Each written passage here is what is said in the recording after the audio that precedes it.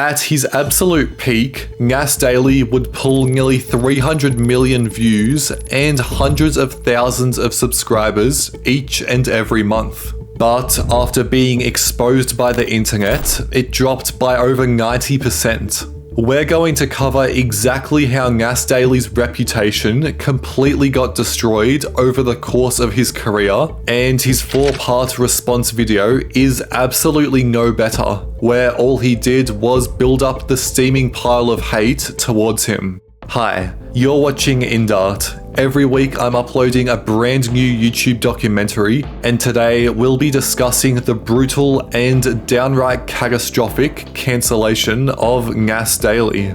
Around 5 or so years ago, Nas was completely on top of YouTube with his short 1 to 5 minute daily uploads. Nas would cover a variety of topics on whatever he would find interesting at the time, with his one and only goal to upload a video every single day. Meet Levon. Hi, my name is Levon, and I will never die. But from the look of him, he honestly looks like he's about to die. He has white hair, disheveled clothes, he's 65 years, he's retired, living in a tiny apartment by himself, waiting for his last day. But is he? Not bad! This guy, despite his age, is Armenia's most popular roller skater, and his skate park is the highway. He would also decide to upload these short videos to his Facebook account too, where today he sits at a staggering 22 million followers. His YouTube, almost 14 million. It wouldn't be until the 16th of July 2021 where Nas Daily would upload a video under the title World's Oldest Tattoo Artist. At first, this was a seemingly innocent video about Nas traveling to the Philippines to tell the story about a 103-year-old woman named Wang Od. She would use a traditional method of tattooing people, not with a machine, but instead with thorns from trees and fully done by hand. Wang Od also makes her own ink out of charcoal and water. She uses her own needles out of thorns from a tree. She even has her own way of drawing by tapping the tattoo on your skin like this. Now, there was nothing wrong with this video, and it would go on to gain over 1.1 million views. However, when you read the description, it's an entirely different story. Nas would write, "For today's video, we flew all the way to the highlands of the Philippines to bring you this story. And what's even better is that we convinced Wang Od to become a teacher. So she's now officially teaching on Nas Academy here." The problem here is that Nas never actually had agreed with Wang Od to partner with his academy. One of Wang Od's relatives would publicly make a Facebook post that read, "Warning, Wang Od Academy is a scam. My grandmother did not sign any contract with Nas Daily to do any academy. Some people are taking advantage of our culture. Please help us stop this disrespect to the legacy of Apo Wang Od and the Buttbot tribe." Nas Daily would then respond with a video of Wang Od stamping her thumbprint on the contract, stating she was joining Nas Academy. However, the vast majority of the comments read along the lines of, "After all, even if these were all true, it still doesn't erase the fact that you're trying to market their culture and tradition by exploiting their glaring need for monetary compensation. This culture isn't something that you could just sell and teach to whoever can afford your courses, no matter how good your intentions are. You should know that if you truly love the Philippines' rich tradition. Besides, there's no price in preserving or passing down this kind of art marketed only through internet profit or following. Quote, too precious for anyone to afford, unquote. It's clearly an attempt of cultural exploitation." As well as this, Wang Od's relative would further follow up with another post that stated, "Wang Od Academy is not real. I spoke to her and she said she did not understand what the translators were saying. At Nas Daily, I know you have good intentions of sharing our culture to the next generation. However, our village concern is that some people are profiting and exploiting our art and culture. Wang Od is not aware of your contract." All in all, the backlash immediately swept its way back to Nas, as all eyes were now on him for exploiting Wang Od and her traditional method of tattooing, all in an attempt to make a quick extra buck with little to no work on his behalf. Traveling around the world is nothing new to Nas. After visiting country to country, he eventually found himself uploading a video titled, "I studied Islam for 1 month and I lost all my hair." The problem here is that this video was filled to the brim with only his opinions, and a good majority of information he shared about the religion was just plainly wrong. This led to an awful like to dislike ratio at almost 50%, and a comment section filled with angry fans correcting every mistake he made. It didn't help that shortly after, a video leaked of Nas cursing at Israel. Fuck what you said? Israel, sir. Later, another YouTuber by the name of LEMMiNO would confront Nas Daily in the city of Davos. Nas would be interviewed during the video, but he would retaliate in the most childish way possible. Nas, how you doing, mate? Good, man. How are you? How are you? Tell us. Nice to meet you, everybody. Do you think it's cool that you're standing here and you're being employed, like you're getting paid by the World Economic Forum to promote their product? I'll tell you what's cool. This is the video. How are you guys? Give me. You know what's really cool is that all this was done for no money. You did it for free. For free, my So friend. You're willing to sell yourself for free. I'm selling myself for free because I have opinions, and I agree with those opinions. You push the climate change agenda. You push a lot of these agendas, these woke agendas. But here, what's But the my friend, we've done more for climate change than you have. Here? What have you done? We've done. How did you get here?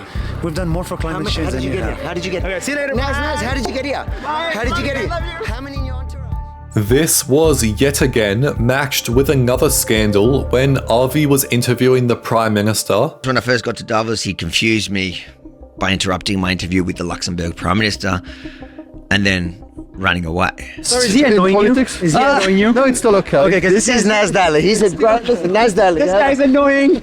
Be careful of this guy. He's annoying. I was a lawyer before. If you need some help, Wait. What law? What law? Nas might need criminal help. Nas, come here. Avi ended up labeling Nas Daily as the biggest hypocrite on YouTube, and he wasn't alone. Thousands of commenters had all agreed with him. What an insecure, scared, embarrassed, simple-minded human he is. You can blatantly see it in his words, actions, and behavior. I'm actually embarrassed for him. Wow, what an embarrassment Nas is to his people. Nas really has lost it. He's emotionally unstable here. Truth hurts, and Nas doesn't like being exposed. Now that we've discovered Nas isn't afraid to run a mess in public, share his true beliefs to the world, and outright steal from smaller businesses in the world, such as Wang Od's tattooing, you'd think it would slow down from here, right? Well, that couldn't actually be further from the truth, as he would now go on to promote complete scammers to his audience of millions, talking them up and spreading positive messages about them. Nas would upload a video under the title Most Humble Crypto Billionaire, where he would state the following. This is the richest guy in the world from crypto, and you don't even know him. Hi, my name is CZ. He made over $60 billion, but his mom still called him stupid. Let me tell you his incredible story. Nas would continue to tell his incredible story of how he became so rich, and he frequently mentioned how nice of a guy CZ was. He would also upload a now deleted success story about another Bitcoin billionaire, a 22-year-old named Sam. Okay, the guy you see next to me is the most generous billionaire in the world, and I found him. Hi, my name is Sam, and this is my story. Sam has crazy hair. Sam is vegan. Sam sleeps 5 hours a night. Sam lives in the Bahamas with 10 roommates. Sam is 29 years old only, but Sam has $22 billion. And he wants to donate all of it to charity. But why? Now, it's important to remember here that nowhere in either of these videos did Nas mention anything about there being a paid promotion between him and the traders. However, it would be on the 22nd of April 2022 when everything came crashing down. A YouTuber by the name Silicon Valley Girl would upload a video exposing Nas Daily, where she would interview him with numerous factors asking about his life and his channel. But the most important part of the video was when she would ask Nas this. Interesting. So sometimes the characters that are in your video are actually paid sponsorships. Sometimes we get a brand deal in which I have to go on the spot for one full day and make a video about a person. Do you say that in the video? So it's actually like less than 3% of the content. And we do not say that because, well, one, in the post, it's when we say thank you to XYZ, blah, blah, for making this possible. Two, it's like we don't live in America, so you don't actually have to say it. Oh, different. This is where Nas had seemingly screwed up. He had admitted to doing paid sponsorships for some of his videos without actually addressing to his audience that the people in the videos were only there because they had paid him to do so. Although Nas would state that less than 3% were paid promotions, this had left the audience questioning whether this was true or not, and if the majority of his content was even real at this point. It was later found out that the two crypto billionaires he talked about were complete and utter scammers. They had been fined multiple billions of dollars and have even been to prison. Not exactly a good look for a YouTuber that only cares about the money and the fame without worrying about the consequences of his actions. On the 21st of December 2024, Nas Daily would upload a video titled "Why I Ended My Career." This would be episode 1 of a 4-part series where he would address all the drama and the hate that he has been receiving. Okay, something terrible is happening on YouTube and I'm gonna talk about it. No one is talking about it, and I think it's time. In this video, I'm going to do the unthinkable. I'm going to discuss every controversy I've had on YouTube, from Israel to crypto to Philippines to all that stuff. And I'm gonna call my haters. Yeah, I'm gonna call them. However, just by looking at the like to dislike ratio, it's blatantly obvious that this didn't go down all too well.